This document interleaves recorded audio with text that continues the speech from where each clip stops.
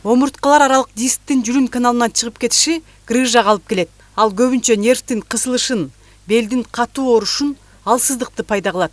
Көпчүлүгү бул эмне болгон дарт экенин алгач биле алышпайт. Адистин айтымында, омурткада сөөк жактан өзгөрүүлөр да грыжанын белгилери. Жашы өйдөлөп калган адамдарда андан спондиоартрозго өтүп кетет. Грыжа деген өзү негизи кемирчектен чыгат. Бул өзү кемирчек деген фиброзный кальций деп коет да. Бул кальций деген айрылат негизи кургап, айрылып кеткенде ошо айрык жерден грыжовый ворота деп коет да. Мындай булпулдаган, былжыраган нерсе болот да, омуртканын ичинде. Биз аны койлорду омурткасын бөлгөндө ичинен көрүп атпайлыбы, аны даже биз чукуп жеп атпайлыбы. Ошол нерсе да пульпозный ядро деп коет орусча. Ошого деген бул жакка чыгып, бул каналга чыгып, мисалы эмени жүрүндү же болбосо нервти кылып чыгып калат. Если конкретно ушул муляжды пример кыла турган болсок, бул жерде грыжа деген каптал жагына кеткен да. Каптал жакта эмне болот? Мисалы жүрүндөн ортодо турат да. Каптал жакта нерв болот, мынакей. Ошо эки омуртка бириккенде, ошо эки омуртканын ортосунда жана тешик болот да, мында межпозвонковая отверстие деп коет. Ошол тешиктен нерв чыгат. Бул грыжа ошол тешикти кыпчып чыгып калат. Нерв турган неменичи, тешикти. Ошондуктан нерв деген өзү мындай түз кетиш керек. Бул жактан көрдүңүзбү, мынакей мында түз кете албай да. Анткени бул грыжа тееп калат. Түз кетпегендиктен бул деген, бул получается бул дөңдүн үстүнөн, ошо грыжанын үстүнөн мындай бул чоюлуп анан кийин кетет. Ошондуктан жана бутка берген себеби ушудан болот. Өзү проблема белгилүү болуп атпайбы, бирок буттар ооруйт да. Буттан кармайт да негизи грыжа. Эмне үчүн? Потому что бул нерв деген бутка түшөт анан кийин. Проблеманын баары ушул жерде. Бишкек шаардык номер 4-оорукананын омуртка патологиясы бөлүмүнө кайрылгандардын саны мурунку жылдарга салыштырмалуу өсүп жаткандыгын бөлүм башчысы билдирди. Бул жерге көбүнчө омуртка грыжасы, спондиоартроз, жүрүнүндө шишиги барлар жана башка көптөгөн көйгөйлөрү менен республиканын бардык аймактарынан келип кайрылышат. Үйдөн оор акыбалда келгем, модуман тура албай калдым элем. Анан келип Бишкекке келдим, Бишкектен газ аппараттарга көрүндүм. Алар эч болбой койду. Оотер күчөп туруп алды. Анан ушул больницага келдим элем.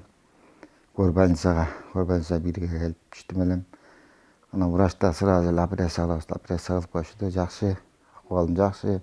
Операция кылгандан кийин буттарым жакшы болуп калды, белим жакшы болуп калды. Бул ооруга мүмкүн болушунча аялбы, эркекпи, адам өзү ден соолугуна чынында караш керек экен да. Өтө көңүл бурбасак, тем более аял кишилерге мына төрөттөн, оор көтөргөндөн, жанагындай өзүбүздү бир олдоксон кээде бир мамилелер кыла алабыз да, туура эмес. Анан көпкө отургандан сыяктуу деп ойлойм. Мен белим менен ооруп грыжа. Баса албай, бутум чымырап, белим аябай катуу ооруп, бияка келип көрүнүп, тонография түшүп, эт өсүптүр. Ошо этти алдырдым. Буюрса жакшы болуп калдым. Омуртка грыжасы эмнеден пайда болот? Жумуштун оордугунан жана көпкө отуруудан. Унаа башкаргандар жана офисте иштегендер басып жүргөндөргө караганда 10 эсе жабыркашат. Бул оору кемирчектин зат алмашуусунун бузулушунан да пайда болот. Отургандардыкы эмне үчүн көп кездешет алардыкы? Анткени алар деген отурганда биринчиден булчуңдар иштебейт, экинчиден белге нагрузка болот да. Башка жумуштардыкы алардыкы көбүнчө отурбай мында туруп иштегендердикин айтып атам да. Туруп иштегендердики алардыкы көбүнчө баягы жумушу оор болгондуктан деп ойлойм да. Мисалы кара жумуш иштегендер да бар да, мисалы стройкада иштегендер бар. Алардыкы жанагы жүктү көтөргөндөн көбүрөөк болот деп ойлойм да. Бирок айтып кетүүчү нерсе, бул кээ бир кишилер бар да, мисалы оор нерсе көтөрсө деле ал ооруга чалдыккан эмес аларчы.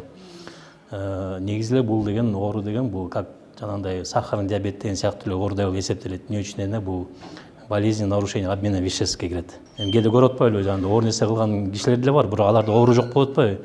То есть изначально бул адамда өзүндө мындай фон болот да, ошол ооруга жакыныраак болот. Анан кийин жана оор жумуш кылганда, же болбосо көбүрөөк отуруп иштегенде, ал ошол анын оору пайда болушу мүмкүн да. Бул ооруга чалдыкпаш үчүн көбүрөөк кыймылдаш керек. Булчуңдар активдүү иштесе, сөөктөр бекем болот. Мен кээде бейтаптарга айтам да, көбүрөөк баскыла десем, алар айтышат, басканда кандайча жардам берет депчи. Жок, баскан аябай эле жакшы жардам берет, потому что басып жүргөндө деген булчуңдардын баары иштейт. бел булчуңдары, даже буттун жамбаш булчуңдар деп коет, ягодичный мышцалар. Ошол үчүн иштейт да. Ошолордун баары булчуң канчалык жакшы болсо, сөөктөр ошончалык бекем болот. А сөөктөр бекем болсо, нагрузка кемирчектерге азыраак болот. То есть бул оору деген себеби эме болуп атпайбы? Кемирчектерге нагрузка болгондуктан анан кийин баягы кемирчек кысылып, сыгылып, анан грыжа жүрүн жакка жылып кетет да. Ошол болбош үчүн, конечно, баягы көбүрөөк кыймыл аракет кылыш керек негизи. Грыжаны операциясыз да жок кылууга болот. Ал үчүн дарылоо так жана натыйжалуу аныкталышы керек. Адистин айтымында, айла жок болуп калганда гана операция жасалбаса, башка жолдор менен жоюуга болот. Өз негизи мындай, кайсы учурда операция кылыш керек? Эси деген баса албай калса, буту кыймылдабай калса, жоксо жанагындай күчү кете баштаса, 3-4 айдан бери лечение алып, лечение жардам бербесе, жоксо жанагындай нарушение функции тазовых органов деп коет, то есть сийип чыкканы проблема болотса ошол жактан, анда операция обязательно жасалыш керек да. А калган учурларда, если больной жашнакай эле басып жүрсө, просто боль эле болсо, эми боль деген азыр любой дары менен кетирип койсо болот да. Обезболивающий дарылар бар да, эми больди кетирген. Анда мисалы эси деген дары деген жардам берип атса, анда операциянын эч кандай кереги жок. Учурда грыжа менен ооругандардын саны көбөйүп жаткандыгына жараша дагы андан пайдалангандар жайылып барат. Бир грыжага 1000 дарылоочу туура келет. Билген көмүскөдө, билбегендер жарнамада таанымал болуп чыга келишүүдө. Аларга кайрылып акчасын коротуп, алас келгенсип оорусун күчөтүп, ден соолугуна зыян алып келгендер канча. Андыктан ар бир бул оору менен жабыркаган адам туура диагноз жана туура дарыланууну тандап алышы зарыл. Клара Кудайбергенова, Нурмухаммед Дүйшөнбек уулу, УТРК Чүй, Бишкек. Операциядан кийин 3 күнөн туруп бастап,